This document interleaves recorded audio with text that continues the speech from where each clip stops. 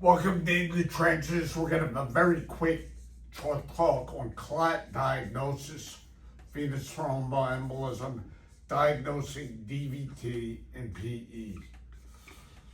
Diagnosing DVT first. What you want to know, and this is very important with all diagnoses in this arena, is pretest probability. What's the likelihood of somebody having a DVT? And based on that, you can or cannot go on the D-dimer and then an ultrasound.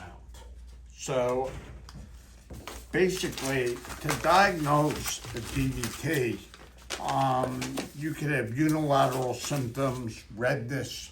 It may not be red. Pain is an important consideration here. Basically, there's something called the modified Wells score. You look at this, it's the Wells score for pretest probability, and based on that, you get a probability. Okay, there's a differential diagnosis here, but if the pretest probability is high, okay, then you go on and you do an ultrasound, which is an easy test to do, and you look for non-compressibility of the vein. If it's very low, example, someone was running and they pulled a muscle, then you probably don't have to do anything. And if it's in between, you get a D-dimer. Now, a lot of things could elevate the D-dimer. So someone's in the hospital, if they're septic, burns, any type of inflammation. So a D-dimer is more helpful if it's negative.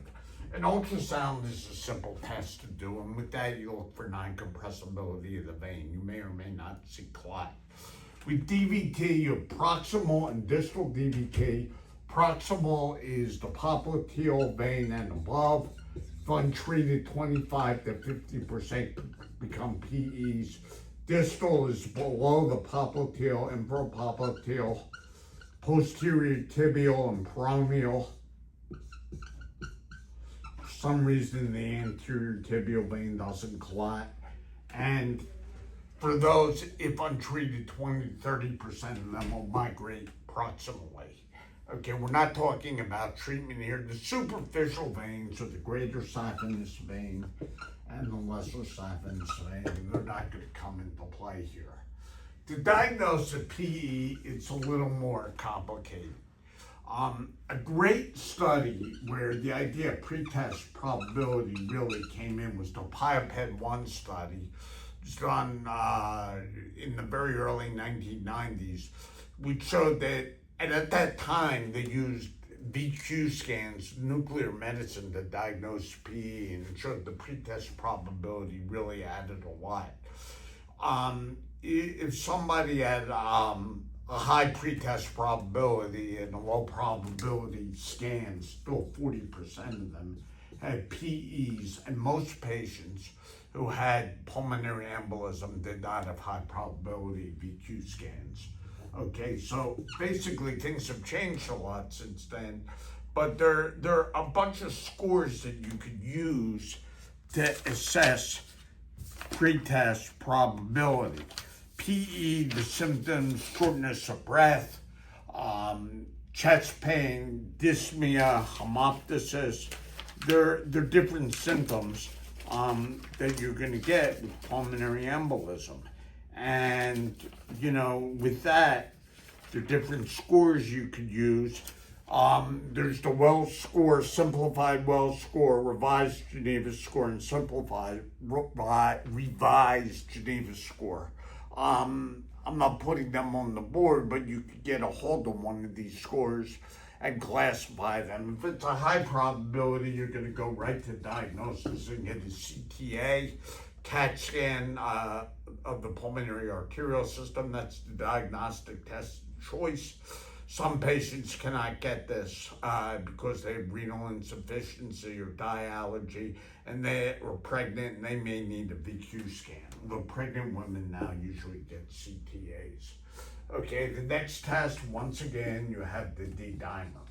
Now, the problem is CTA, unlike ultrasound, gives a radiation, and it's a more complicated test, and you don't want to expose a patient to unnecessary radiation. So if you get a D-dimer in an intermediate or low pretest probability patient and it's elevated, then you might have to get a CTA, which may or may not be necessary. The first thing with D-dimer, you use an age-adjusted D-dimer. As you get older, your D-dimer is going to go up, and really the cutoffs would be age times 10.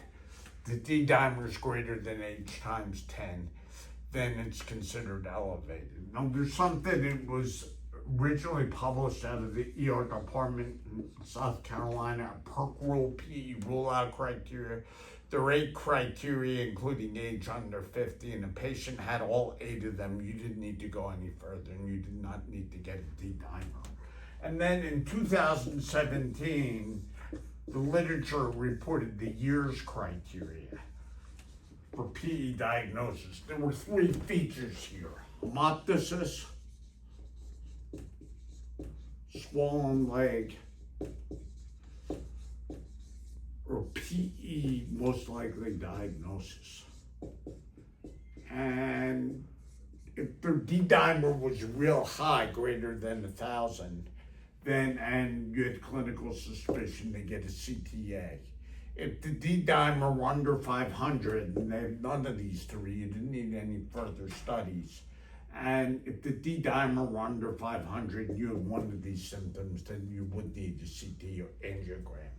So other tests to diagnose PE, sometimes you can't get a CAT scan, or maybe there's a delay with getting a BQ scan. An ultrasound's positive in 50 to 60% of patients with pulmonary embolism. The idea why isn't, even though 95% of PEs come from the leg, the idea is that the clot breaks off in a certain number of these patients and there's no residual left. So you can get the venous duplex. An echocardiogram is really not a diagnostic test. It's a risk stratifier, and I'm not going to talk about that now. Once in a while, you get a very high up DVT and not a lower DVT. The duplex takes from the common femoral vein downward. If you have an iliac or an iliocable thrombosis and nothing distal, and these aren't real common, but they can be deadly, then you're going to need to do either CT venography or MR venography. So once again, the idea is pretest probability, assess it, D-dimer, know its limits, and if you need to, you go through gold standard diagnostic tests, venous duplex, CTA, and that's it. Thank you.